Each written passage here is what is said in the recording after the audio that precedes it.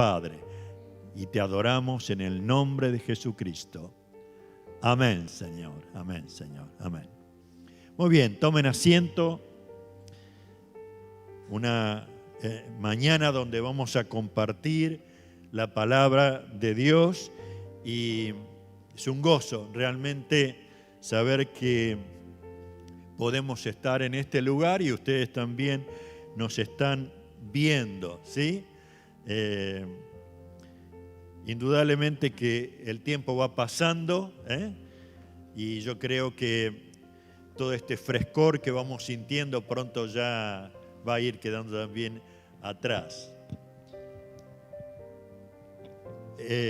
Yo quisiera en esta mañana comenzar a leer el libro de Daniel, capítulo 3. Vamos a tratar de meternos en un tema en esta mañana, pero Daniel capítulo 3, comienza el capítulo en el versículo 1, dice: el rey Nabucodonosor hizo una estatua de oro que medía 27 metros de altura y 2,5 metros de ancho, y la levantó sobre la llanura de Dura en la provincia de Babilonia. O sea, este rey llegó a un grado de orgullo que hizo hacer una tremenda estatua, y no solamente la hizo hacer, sino que dice dice, así que el sonido de los instrumentos musicales, toda la gente de cualquier raza, nación o lengua se inclinó rostro en tierra, rindió culto a la estatua de oro que había levantado el rey Nabucodonosor. O sea, los niños, por un lado, los mayores, los adultos, todos rindiéndose a la estatua. Pero había un caso muy especial. Dice, Sadrac, Mesac y Abednego fueron denunciados. Dice, los que usted puso a cargo de la provincia de Babilonia no le prestan atención a su majestad, se niegan a servir a los dioses de su majestad y no rinden culto a la estatua de oro que usted ha levantado. Había en estos 3 hombres una convicción espiritual y se negaron a adorar a esa estatua. ¿Y qué pasó? Dice, el rey Nabucodonosor se enfureció, dice el versículo 13, y ordenó que trajeran ante él a Sadrac, Mesac y Abednego. Cuando los trajeron, Nabucodonosor los preguntó: ¿es cierto, Sadrac, Mesac y Abednego, que ustedes se rehúsan a servir a mis dioses y rendirle culto a la estatua de oro que he levantado? Les daré una oportunidad más para inclinarse y rendir culto a la estatua que he hecho. Cuando ustedes oigan el sonido de los instrumentos musicales, sin embargo, si se niegan, serán inmediatamente arrojados al horno ardiente, y entonces, ¿qué Dios podrá rescatarlos de mi poder? Sadrac, Mesac y Abednego contestaron: oh Nabucodonosor, no necesitamos defendernos delante de usted. Si nos arrojan al horno ardiente, el Dios a quien servimos es capaz de salvarnos. Él nos rescatará de su poder, su majestad. Pero aunque no lo hiciera, deseamos dejar claro ante usted que jamás serviremos a sus dioses ni rendiremos culto a la estatua de oro que usted ha levantado. Miren qué experiencia, qué fuerza de voluntad al negarse de esta manera. Pero a la vez, a mí me maravilla una cosa, y por eso tocó mi corazón este pasaje. En primer lugar, uno descubre una confianza absoluta en Dios. Sea que lo salvara del horno o que no los salvara, ellos seguían confiando en Dios. Y me preguntaba, esa confianza, ¿qué estaba diciéndome? Y uno podría rescatar una verdad. Ellos estaban convencidos de que Dios tenía todas las cosas bajo control. Ellos sabían quién estaba a cargo. Dicen que cuando las Torres Gemelas se vinieron abajo, el estruendo, el impacto, creó un estallido de polvo y de escombros que a varias manzanas alrededor del lugar fueron destruidas y abarcó una extensa nube por todos lados. Una señora que su casa parcialmente se vino abajo, prácticamente se destruyó, dice que por 2 días ella, en el shock que recibió, anduvo caminando por las calles y lo único que salían de sus labios era: ¿quién está en control de esto? ¿Quién está en control de esto? Y yo no sé si usted se da cuenta que nosotros estamos viviendo en un momento en el mundo entero. Y uno podría preguntarse, ¿pero quién está a cargo? ¿Quién es el que está controlando todo esto? Porque uno ve que hay todo esto ha traído una tremenda desigualdad en la sociedad.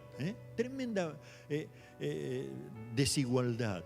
Pero también hay un surgir del autoritarismo. Los gobiernos dicen, no, esto es lo que nosotros queremos, esto lo vamos a hacer. No importa la moralidad, no importa las necesidades, y surge. Pero también nosotros nos hemos visto y nos vemos que no nos podemos mover con libertad. Hay una libertad que está siendo quitada constantemente. Y esto uno puede ver que hay un constante doble mensaje. Se dice que tenemos derechos, pero de pronto nos damos cuenta que no solamente no existen estos derechos, sino que no existe la libertad. Ahora, esto también me lleva a mirar, y junto con ustedes, un pasaje. Segunda Crónica, vamos a leer Segunda Crónica en el capítulo 26, porque me parece que es muy importante que nosotros podamos descubrir en la Biblia pasajes que nos hablan acerca de algunos acontecimientos que nos revelen en estos días. Porque lo único que es base, no es la base de lo que sentimos, ni aún lo que pensamos, sino de lo que la Biblia nos dice para afirmarnos en lo que es las verdades de Cristo el Señor.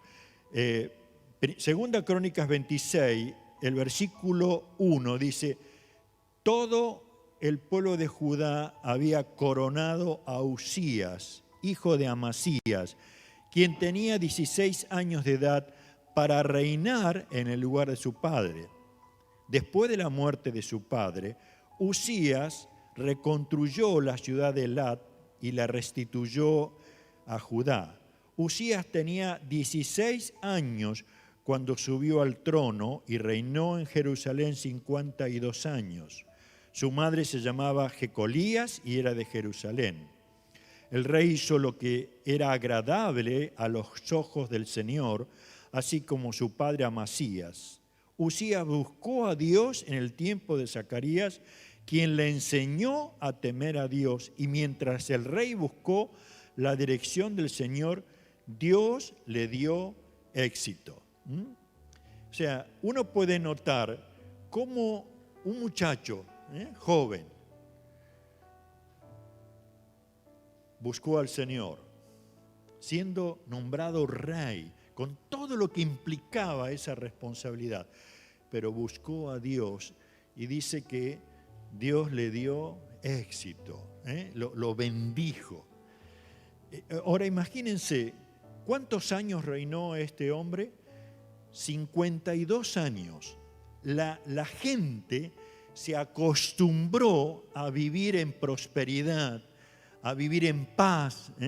Estaban viviendo la experiencia de lo que significaba temer a Dios, buscar su presencia, que el rey estuviese por encima de todas las cosas. Dice, me gusta, dice, Usías buscó a Dios en el tiempo de Zacarías, quien le enseñó a temer a Dios.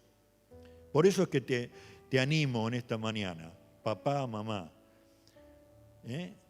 enseñe a sus hijos a temer a Dios, para que tengan éxito, para que prosperen como personas, para que se sientan bendecidos plenamente por Dios.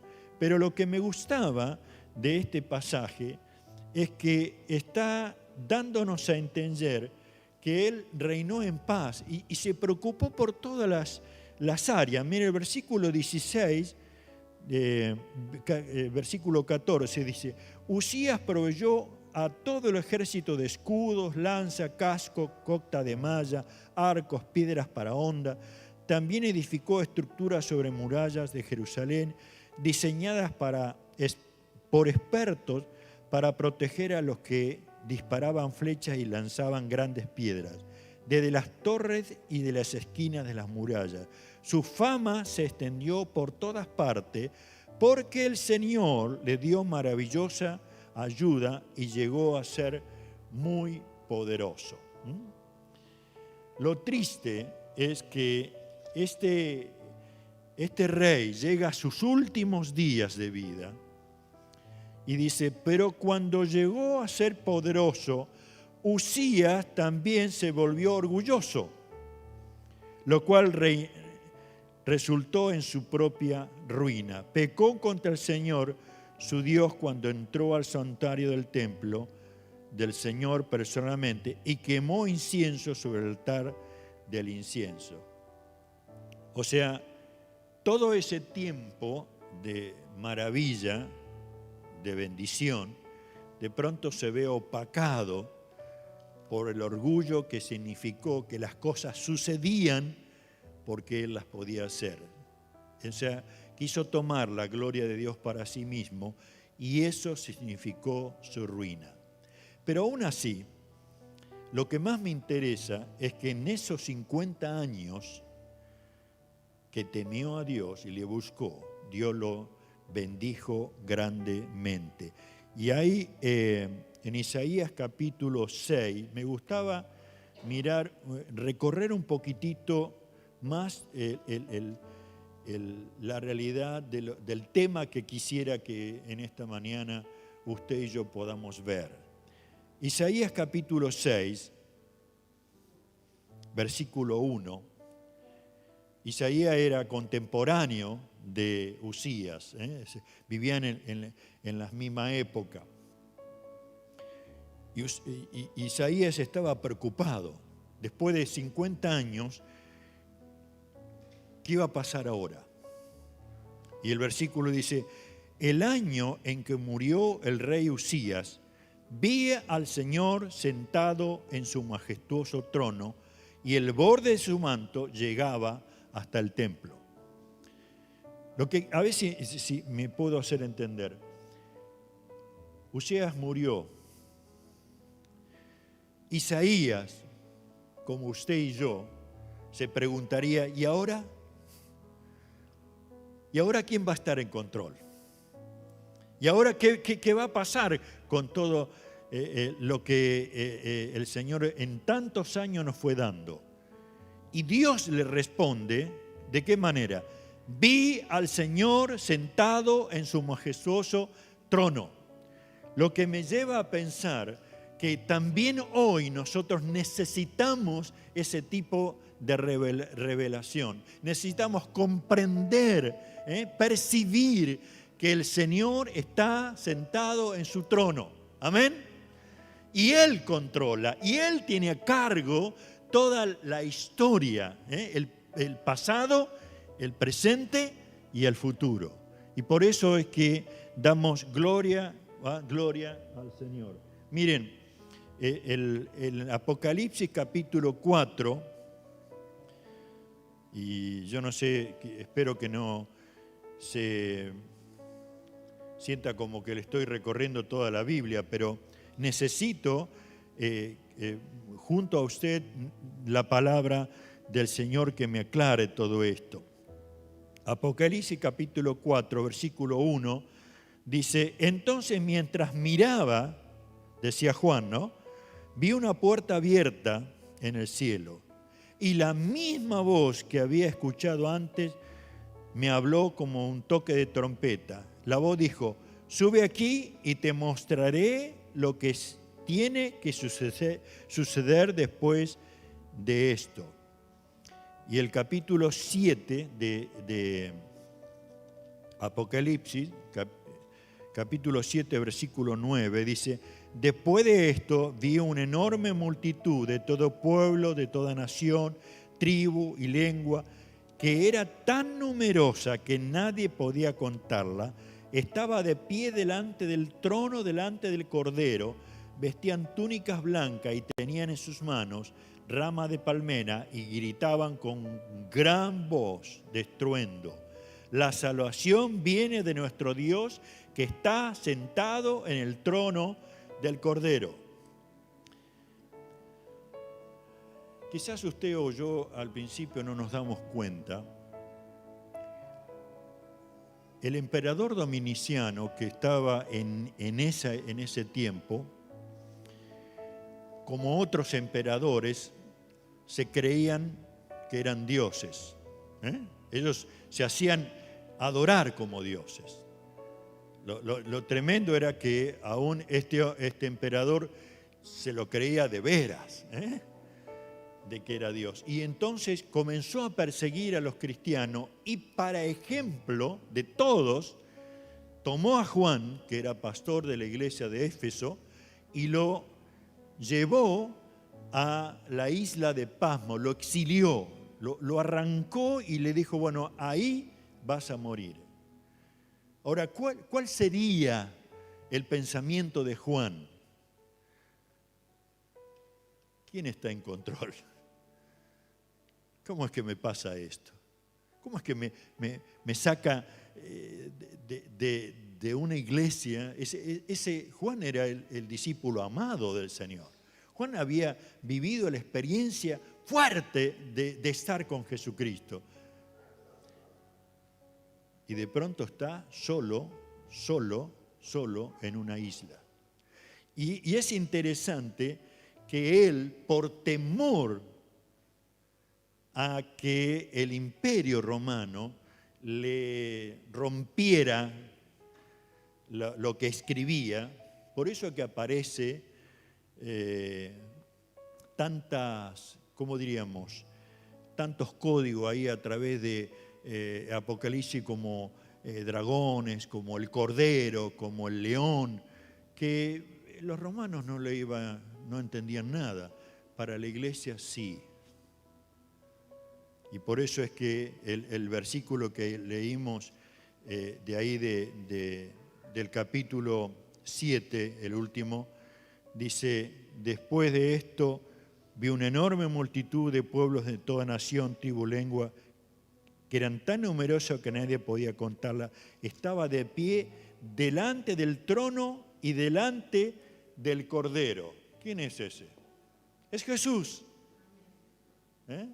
Pero él lo que estaba tratando de decir: bueno, Señor, estoy aquí.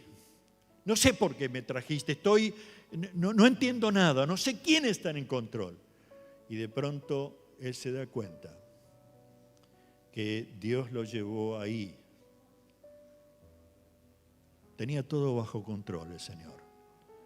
Y por eso es que usted y yo recibimos la revelación más hermosa de la Biblia de lo que iba a pasar hasta los últimos días. Amén.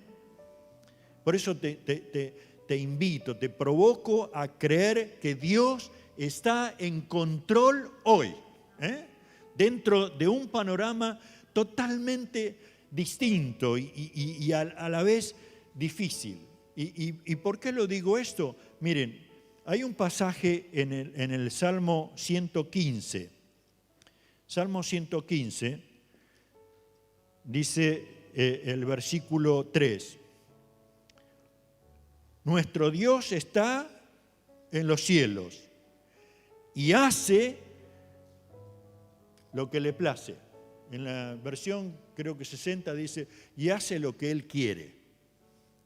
Pero a distinto de nosotros, que uno se levanta y dice, bueno, hoy me dan ganas de comerme unos hermosos canelones.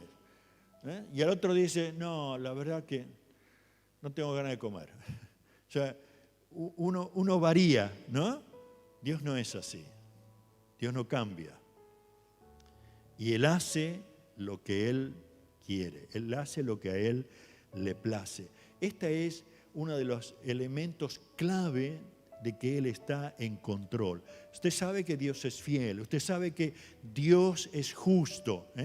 Usted sabe que Dios no tendrá por inocente al malvado. Amén. Ahora, es cierto, nosotros sufrimos.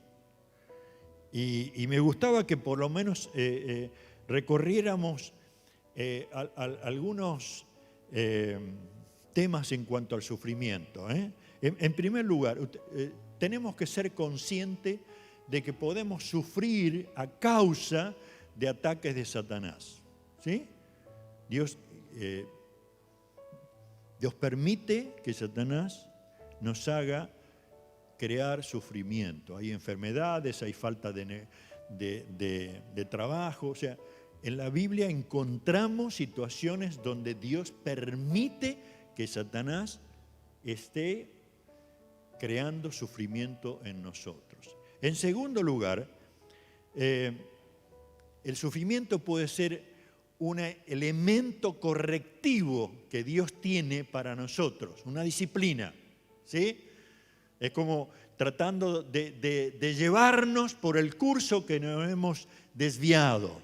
Hay caminos que al hombre le parecen derechos, pero su fin es camino de muerte. Entonces, Dios al que ama, disciplina, porque nos quiere dar a entender que pertenecemos a Él, somos sus hijos.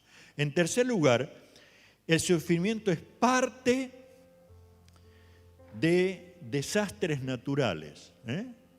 No sé si ustedes escucharon, ayer en la mañana hubo otro terremoto muy fuerte en Haití y muchísima gente ha muerto. No había un cálculo exacto porque estaban totalmente conmocionados y hay daños, ¿cómo diríamos?, colaterales, sean cristianos y no cristianos, a causa de desastres naturales, ¿sí? Y esto produce mucho sufrimiento. Por el cuarto lugar, el sufrimiento de la lucha del hombre contra el hombre. ¿De qué me refiero? Santiago capítulo 4 lo tiene muchísimo mejor expresado.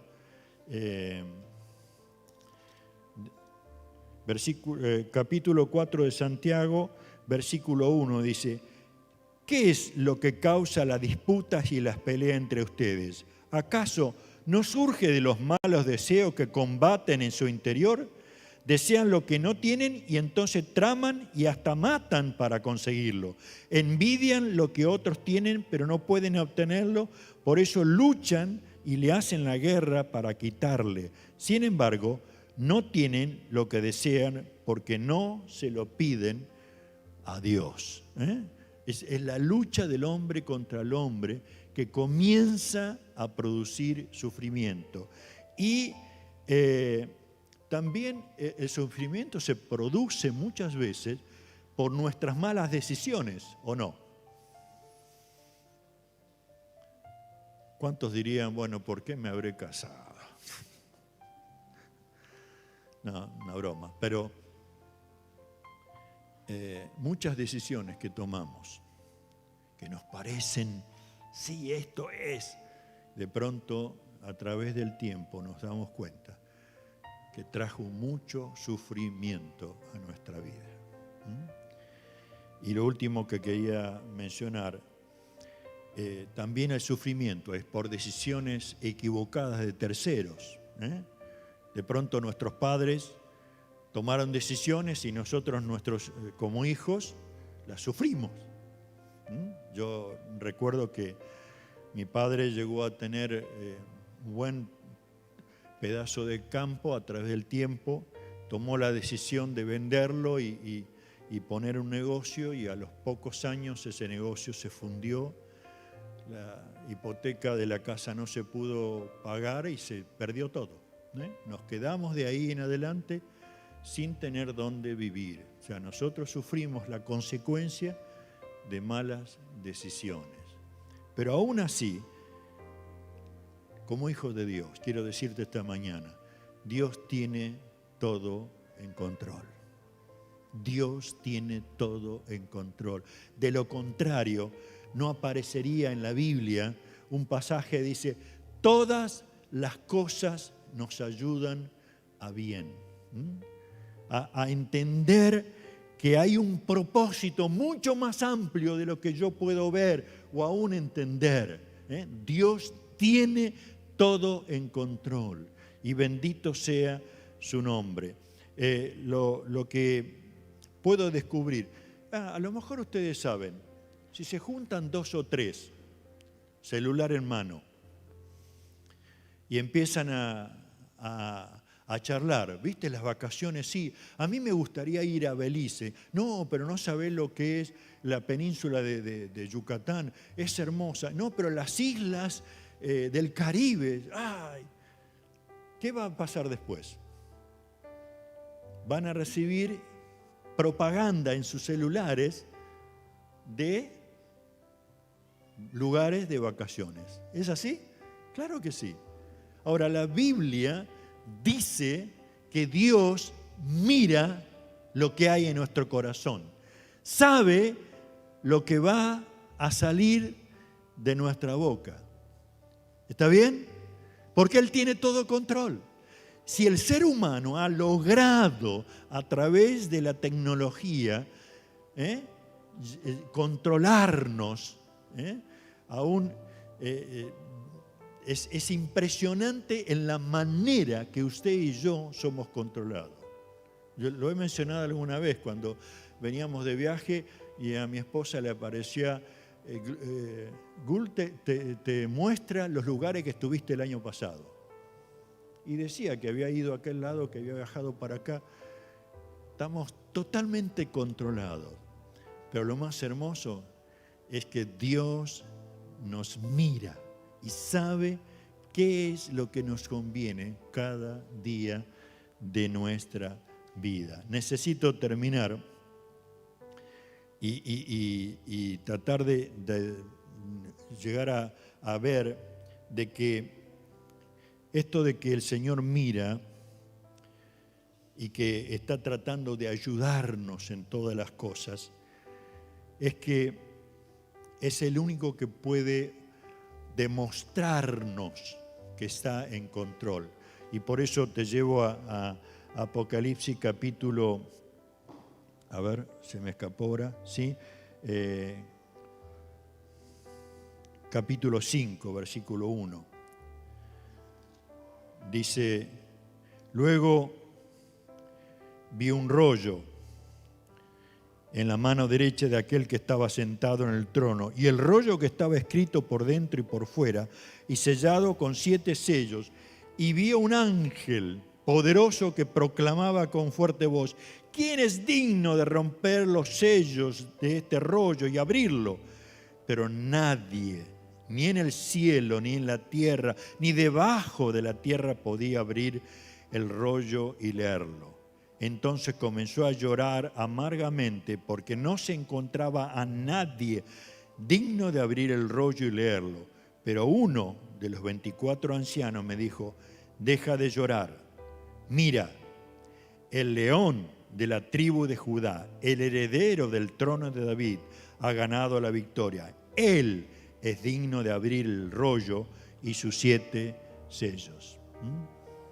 Lo que está tratando de dar a entender es que aunque no entendamos y aunque nos preocupemos, aunque nos pase como a Juan llorando, y ahora Jesús aparece como el victorioso, abriendo los libros del pasado, del presente y del futuro, porque el único digno de abrir y cerrar todas las cosas. Él es el digno de tener todo bajo control. Lo último que menciono en esta mañana es que cada uno de nosotros, por su gracia, por gracia de Dios, vamos a ser sentados juntamente con Cristo. Ahí en Efesios, en el capítulo 2, versículo 4 al 8, dice, pero Dios, que es tan rico en misericordia, y nos amó tanto que a pesar de que estábamos muertos por causa de nuestro pecado, nos dio vida cuando levantó a Cristo de los muertos. Y es solo por la gracia de Dios que ustedes han sido salvados, pues nos levantó de los muertos junto con Cristo y nos sentó con Él en los lugares celestiales para que estemos unidos a Cristo Jesús.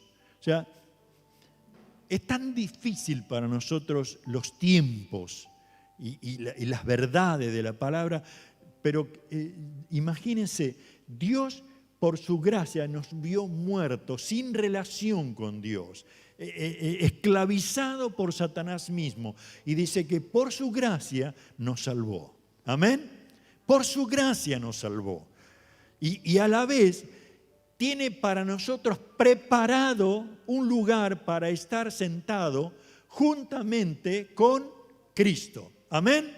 Entonces, no es una historia más, es la verdad de la palabra de Dios. Él tiene todo en control. Y cuando hablamos de que Él nos salvó, tenemos que darnos cuenta de que el Evangelio muestra el amor de Dios, pero también la justicia.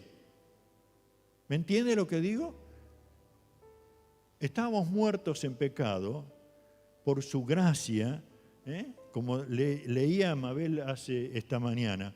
Dice, de tal manera amó Dios al mundo que ha dado a su Hijo unigénito para que todo aquel que en Él crea no se pierda, mas tenga vida eterna. Amén. Pero a la vez, yo les leo el versículo, ese es el versículo 16 de Juan capítulo 3. Pero el versículo 18 dice, no hay condenación para todo el que cree en Él. Pero todo el que no cree en Él ya ha sido condenado por no haber creído en el unigénito Hijo de Dios. A veces pensamos, ¿por qué Dios me va a mandar al infierno? Y saben una cosa, Dios no va a mandar a nadie al infierno. Nosotros voluntariamente vamos a ir cuando no aceptamos y creemos en Jesucristo. Por eso es que la palabra es dura. Cuando dice el versículo 18 que leímos, dice, ya han sido condenados, ¿por qué? Porque todo el que no cree en Él ya ha sido condenado por no haber creído en el unigénito Hijo de Dios. Entonces, usted y yo en esta mañana tenemos la posibilidad de decir, gracias Señor por Jesucristo, creo en Él, lo recibo, entrego mi vida a Él y soy salvo. Comienzo a estar con la convicción de que Él está en control total de mi vida. Pero hay cantidad de que despreciamos, que no aceptamos, que no creemos. Y Dios es justo. En su justicia, aquellos que no creen, aquellos que quieren vivir a su manera, un día tendrán que enfrentarse a la realidad de estar separados por toda la eternidad de la presencia de Dios. ¿Está bien? El Evangelio es demostrar el amor de Dios a nuestro corazón y aceptarlo. Pero también el Evangelio es: aquel que no cree ya ha sido condenado. Pero bendito sea Dios cuando la verdad de su palabra nos incita a esta mañana a decir: Señor, ¿cómo no darte gloria? ¿Cómo no adorarte si tú tienes todo bajo control? Dice que había un barco que en alta mar comenzó a ser sacudido por una tremenda tormenta. Y en uno de los pasillos del barco había un niño. Y él estaba jugando, estaba en su mundo. Y de pronto viene una mujer y lo enfrenta y le dice: pero querido, dice, ¿vos no tenés miedo de lo que va a pasar? Y el niño la mira y le dice: no, señora, mi papá es el capitán. Él sabe conducir este barco.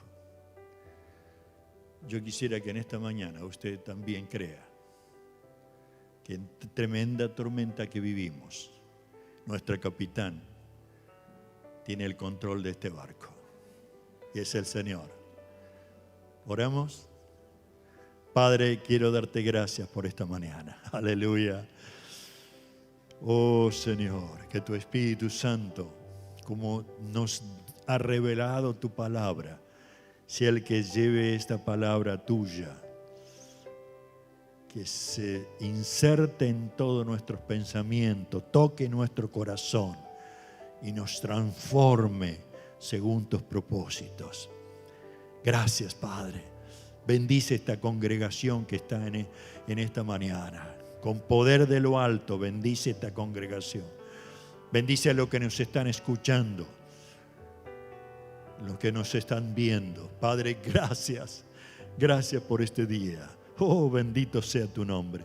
Te adoramos, Padre, porque creemos profundamente, estamos convencidos por tu Espíritu Santo que tú tienes todo bajo control.